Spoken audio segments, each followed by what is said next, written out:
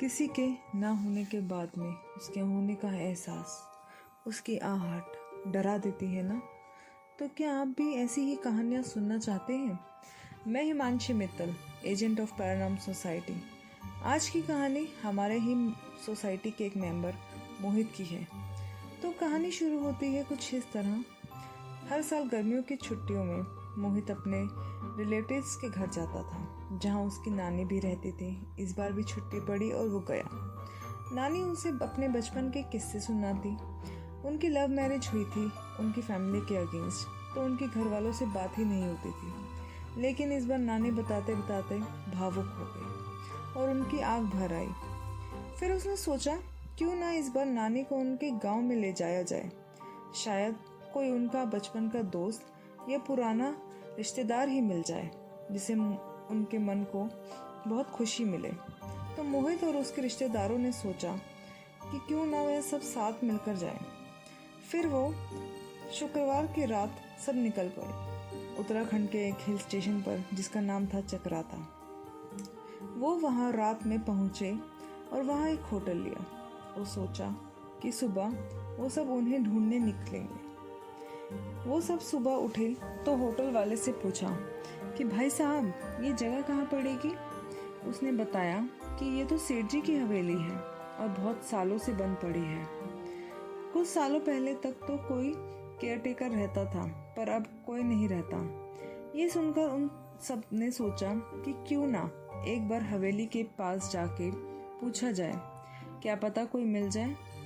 जब वो लोग वहाँ पहुँचे तो वहाँ लोगों ने बताया कि इस हवेली में कोई नहीं रहता। 10 साल पहले यहाँ का केयरटेकर बृजमोहन कब कहाँ चला गया किसी को नहीं पता।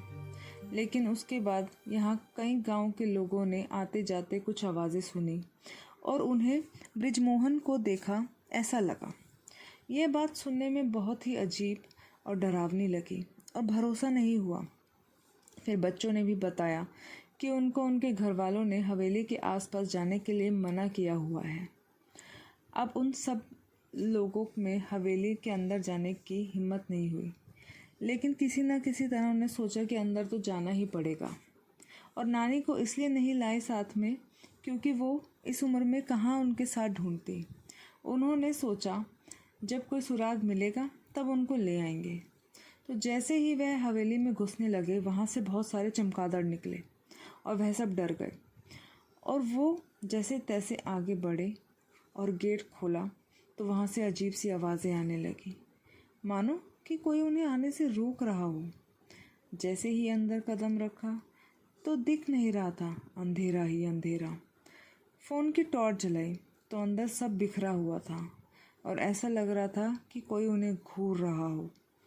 और इतने में उसके एक रिश्तेदार का पैर फिसला और उसके पैर में चोट लग गई।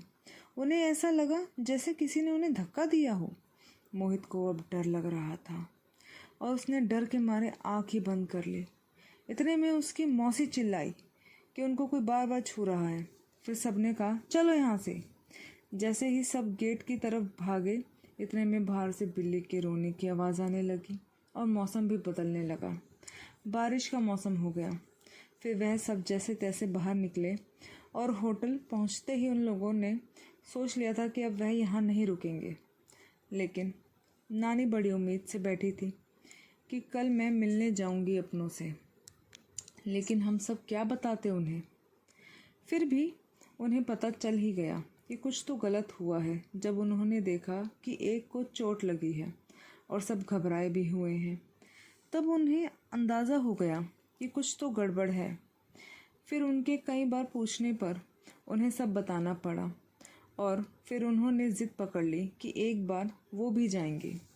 तो सब लोग एक साथ गए और गांव वालों को भी साथ लिया। वहां पहुंचे और जैसे ही अंदर जाने की बारी आई तो किसी की हिम्मत नहीं हुई। लेकिन नानी जाने लगी। नानी के जाते ही मानो सब शांति, सब अच्छा। ऐसा लग रहा कोई नानी का ही इंतज़ार कर रहा था। और नानी जैसे जैसे अंदर गई और आगे गई तो उन्होंने देखा कि अरे ये तो मेरा ही कमरा है, और कमरे में गई। वो सब उनके पीछे पीछे जा रहे। वहाँ जाके देखा तो एक कंकाल पड़ा था और एक चिट्ठी भी मिली उसमें लिखा था कि उनके पिताजी की बीमारी के चलते उनका देहांत हो गया था। उन्होंने सब नानी के नाम कर दिया था और बृजमोहन को बोलकर गए थे कि ध्यान रखना, लेकिन गांव के कुछ लोगों ने उस हवेली के लिए मिलकर बृजमोहन को मारने का षड्यंत्र रचा और बृजमोहन को ये पता चल गया तो वह खुद को हवेली के अंदर बंद करके ये चिट्ठी लिखता है कि जब इसमें इस हवेली का वारिस आएगा तभी इस हवेली में वह किसी को रहने देगा और आत्महत्या कर लेता है और तभी उसे मुक्ति मिलेगी। तो आज वो मुक्त हुआ और वह हवेली भी हमेशा के लिए खुल गई और अब नानी खुश रहने लगी। इस रहस्यमय दुनिया में कभी भी कुछ भी हो सकता है। क्या आपको पता था? कुछ ऐसा भी हो सकता है। आपको इस कहानी के बारे में क्या लगता है? अपने विचार हमें कमेंट्स में लिखकर ज़रूर बताएं। और अगर आपको ये कहानी पसंद आई हो तो हमें आगे सुनते रहिएगा। मैं हिमांशी मित्तल अब आप लोगों से विदा लेती हूँ और जल्द ही मिलूँगी पैरानॉर्म सोसाइटी की एक और नई कहानी के साथ। धन्यवाद।